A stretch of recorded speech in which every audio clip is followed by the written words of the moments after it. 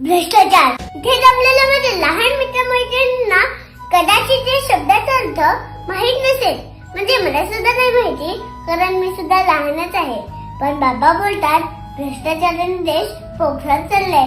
जेवढे इंग्रजांनी आपल्या देशाला नसेल लुटलं तेवढा या भ्रष्टाचारांनी लुटले. प्रत्येक शासनाच्या गोष्टीत गडबड, गोंधळ, भ्रष्टाचार, घोटाळा.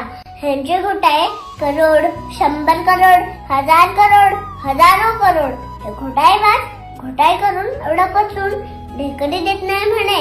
जेवढी आपली लोकसंख्या आहे आणि जेवढी आपण सगळ्या गोष्टी टॅक्स भरतो, हे पाहून आपण जगातले महासत्ता कधीच बनायला हवं होतं. पण या घोटाळेबाजांमुळे आपल्या देशाचं अतोनात नुकसान होत चाललंय.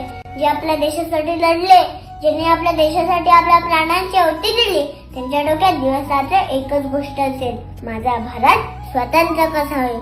आणि या घोटाळेबाजांच्या डोक्यात दिवस रात्र एकच गोष्ट असेल, आपल्या सदृढ भारताला लुटून कुपोषित कसं केलं जाईल. आणि हे सगळं ते आरामात करू शकतात, कारण त्यांना माहित आहे भारतातील भोळी भाबडी जनता गांधीजींच्या 3 माकडांप्रमाणे आहे.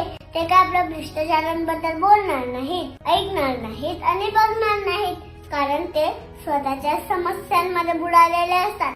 बरेच लोक देशाला सामान्य जनतेला लुटून परदेशात सेटल होतात. ह्या भ्रष्टाचाराबद्दल बाबा थोड्या शिकवत असतात, पण मला तर जास्त काही कळत नाही, कारण मी तर लहानच आहे ना.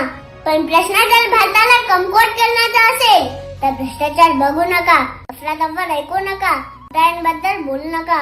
असलं माकड बनून जगायला मला चालणार नाही. माझ्यासाठी राष्ट्र प्रथम, राष्ट्र सर्वोत्तम. मी या व्यवस्थेविरुद्ध नक्की लढेल. धन्यवाद. माफ करा, मी